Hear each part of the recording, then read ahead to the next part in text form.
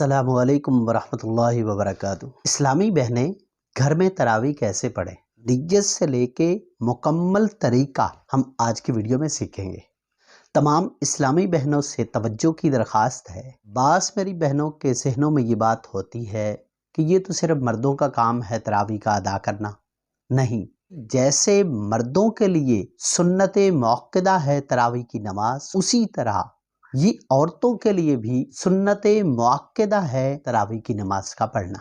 इसलिए इसकी पाबंदी करना, इसलिए इसको पूरे इह्तिमाम के साथ अदा करना, खुलूस से दिल के साथ अदा करना, बशाश बशाश होके अदा करना और मोहब्बत इलाही मोहब्बत रसूल की तलब में इसको अदा करना, ये बहुत मुफीद साबित होता है।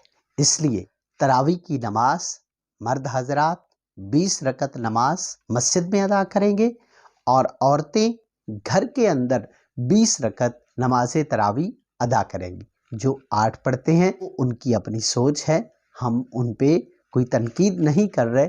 बहरहाल आज की वीडियो में हम 20 रकत नमाज तरावी उसका तरीका समझेंगे। जैसा कि हमारे हरम के अंदर भी, मक्का मुकरमा के अंदर भी 20 रकत नमाज तरावी पढ़ी जाती है। ये नमाज आप घर में 2-2 रकत की नियत करके भी पढ़ सकती हैं, बल्कि बेहतर है, अफजल है।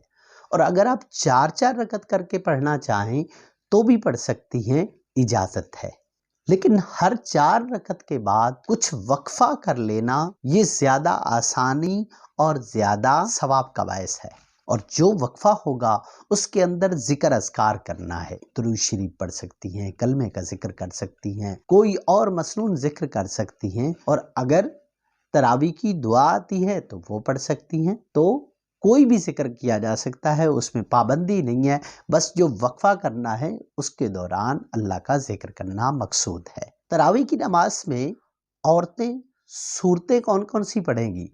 कुरान का जो हिस्सा भी आपको याद है वो आप इन 20 रकत के अंदर पढ़ सकती हैं, इसमें कोई पाबंदी नहीं है। आखिरी 10 सूरतें याद हैं तो उनको भी तरतीब के साथ पढ़ा जा सकता है। जो आपको कुरान का हिस्सा याद है वो तरावी की नमाज में आप पढ़ सकती हैं। अब बारी आती है नियत की। नियत कैसे करें तरावी की नमाज की?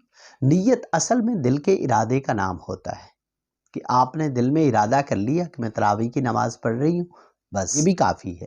लेकिन अगर ज़ुबान से कह लेंगे तो भी ठीक है कि नियत करती हूँ मैं 2 रकत नमाज तरावी या 4 रकत नमाज तरावी की, बंदगी अल्लाह ताला की, मुंह तरफ खाना काबा शरीफ के, अल्लाहु अकबर, तकबीर तहरीमा कही, उसके बाद सना पढ़ी, फिर औज़ु बिल्लाह, फिर बिस्मिल्लाह, फिर अल्हम्दुलिल्लाह, फिर कोई सूरत मिलाई जो भी आपको याद है।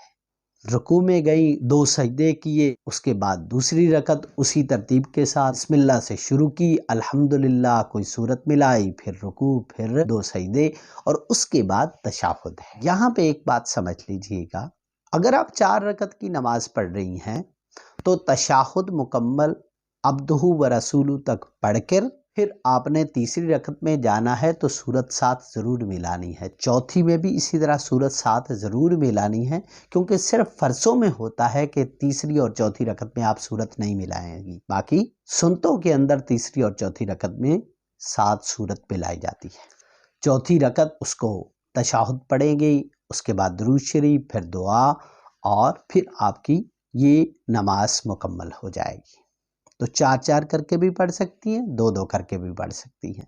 और फिर ताकीद कर रहा हूँ, ये मर्दों का काम सिर्फ तरावी की नमाज अदा करना नहीं, बल्कि औरतों का काम भी है। उनके लिए भी उसी तरह सुन्नत मुअक्कदा है जिस तरह मर्दों के लिए सुन्नत मुअक्कदा है। जो जानबूझ के छोड़ता है वो गुनहगार हो जाता है। बगैर किसी शरई उज़र के नमाज तरावी को नहीं छोड़ना चाहिए।